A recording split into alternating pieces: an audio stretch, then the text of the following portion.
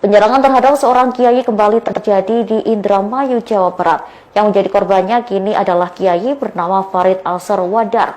Kiai tersebut juga menjabat sebagai Ketua Jatman Nahdlatul Ulama Indramayu.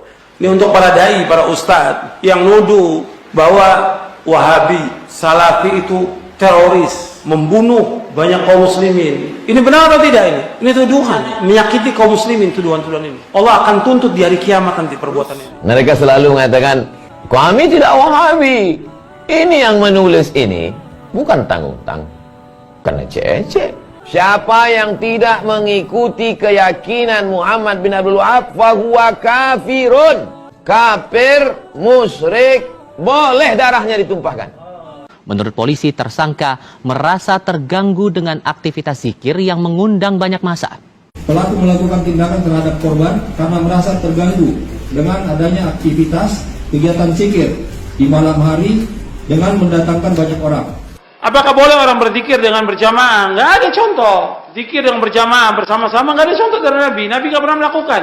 Seumur hidupnya, sahabat juga nggak pernah melakukan demikian. Apa dalil zikir bersama? Dalil pertama, ketika sahabat melihat sekelompok, Nabi melihat sekelompok sahabat sedang duduk berzikir. Lalu apa kata Nabi SAW? Ma ajlasakum? Kalian berzikir karena apa? Nadkurullah, kami berzikir mengingat Allah. Nusabbihullah, mengagungkan Allah. Nahmadullah, memuji Allah. Nukabbirullah, memuliakan Allah. Wallahi ma ajlasakum illa hadha. Demi Allah, kalian tidak berzikir, tidak duduk kecuali karena ini.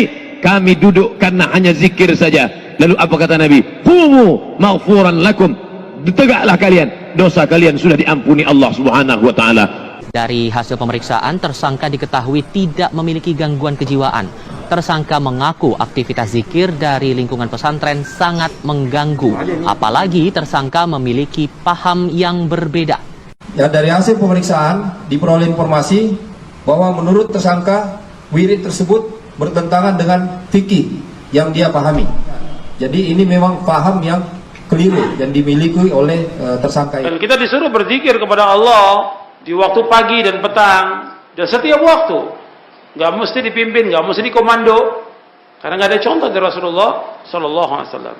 Majtama'a qaumun, sekelompok orang berkumpul, fayad'u ba'duhum, berdoa satu orang, wa yu'minuhum sa'iruhum, diaminkan yang lain, illa ajabahumullah, Allah mengabulkan doa mereka. Berkumpul sekelompok orang, berdoa satu orang, yang lain mengaminkan, illa ajabahumullah, Allah mengabulkan doa mereka. Tentang zikir sesudah sholat dikerjakan masing-masing, tidak ada dipimpin yang berjamaah. Kalau imam dia dengan suara keras memimpin, nggak ada sunahnya. Dan itu termasuk perbuatan bid'ah. Sampai hari ini kalau ada yang nanya, Ustadz apa hukum berzikir setelah sholat? Ustadz apa hukumnya berzikir setelah sholat? Kentut aja boleh, apalagi zikir. Saya masih sopan. Saya kalau ditanya masih mau jawab. Tapi nanti kalau lama-lama saya juga ikut nggak sopan seperti Ustadz.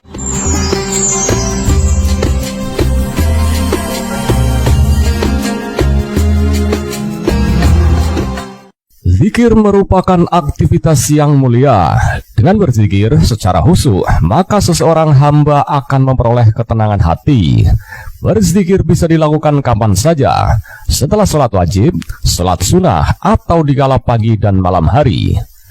Belakangan marak fenomena zikir berjamaah. Sekelompok orang menggelar zikir secara bersama-sama. Lokasinya bisa di masjid atau di tempat-tempat umum. Lalu bagaimana hukum pelaksanaannya?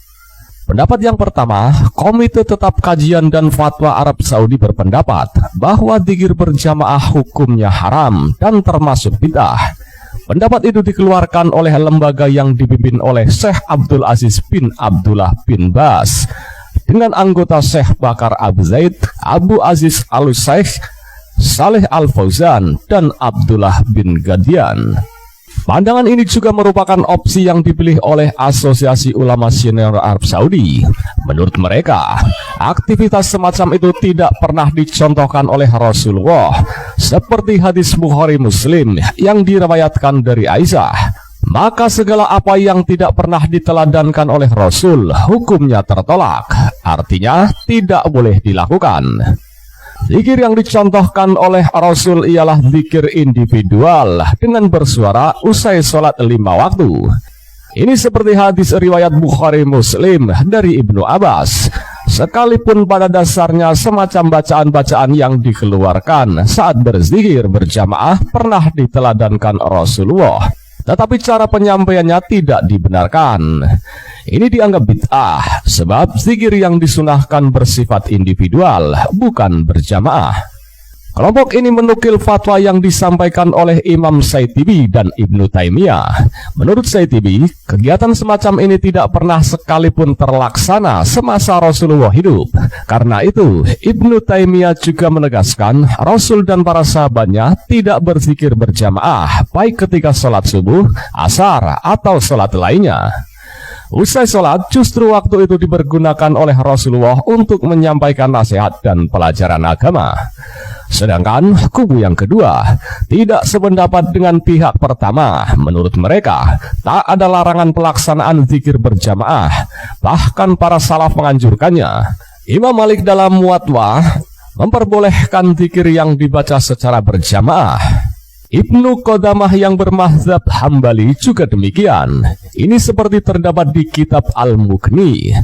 Pernyataan serupa juga terdapat di kitab karangan Imam Syafi'i.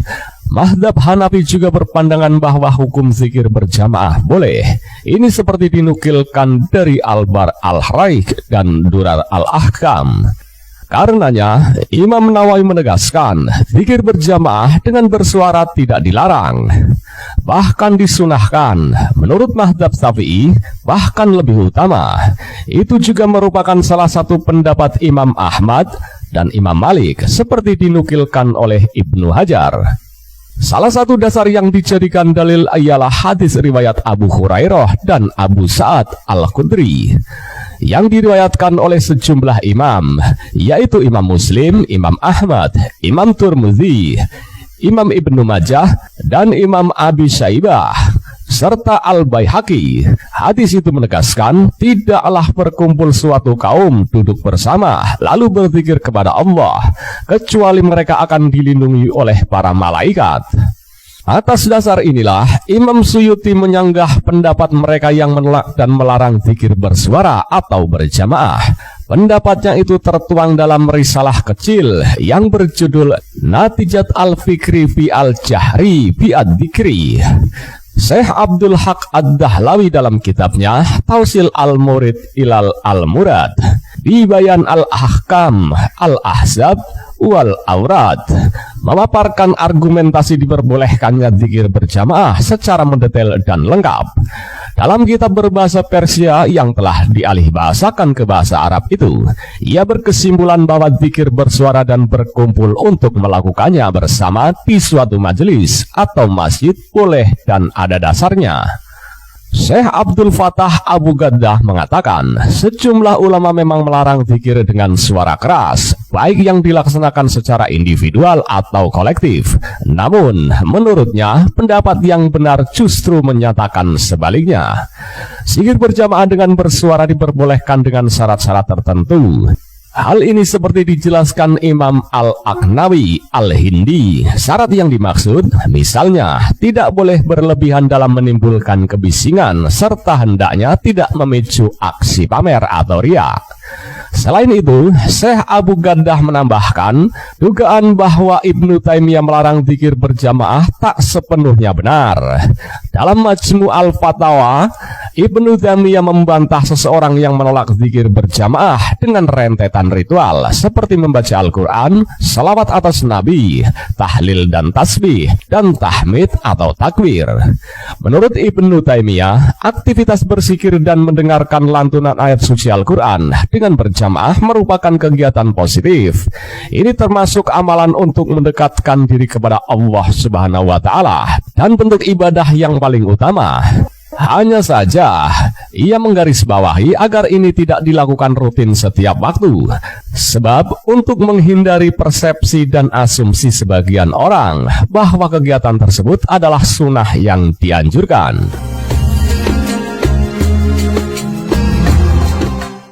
Apa dalil zikir bersama?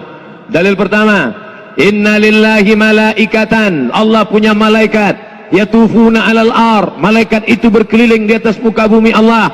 Ketika mereka melihat ada majelis zikir, maka malaikat itu akan memanggil malaikat yang lain. Halummu, halummu, mari, mari kemari ila